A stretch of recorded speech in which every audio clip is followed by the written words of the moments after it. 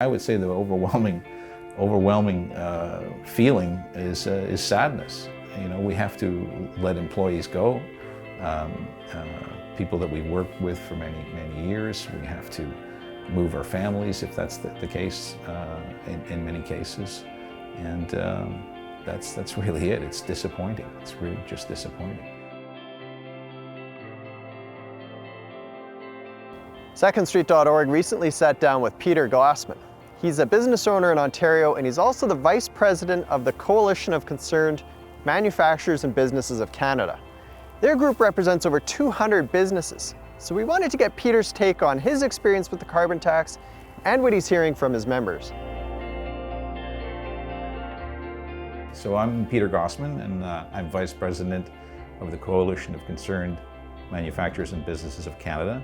Here we use natural gas for heating, but we use a lot of electricity, and about 20% of that is produced by natural gas, so that carbon tax will affect the cost of electricity. But the biggest cost factor for us is transportation. So we have trucks going out of here, 2 tractor trailers a day that leave here, and each one of those now has, I think it's 8 or 9 cents a liter more to pay for diesel fuel.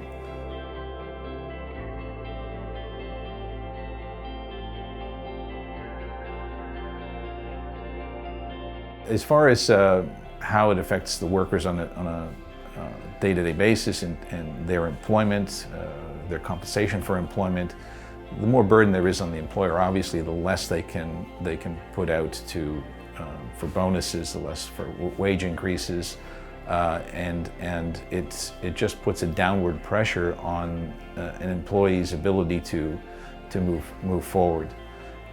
That's probably the best case scenario. The worst case is that they lose their employment altogether because businesses simply can't afford that extra push on their costs from carbon tax. So I've talked to a lot of businesses, small and medium and larger sized businesses in Ontario, that have all told me that the carbon tax really hurts employment. It hurts their opportunities to expand.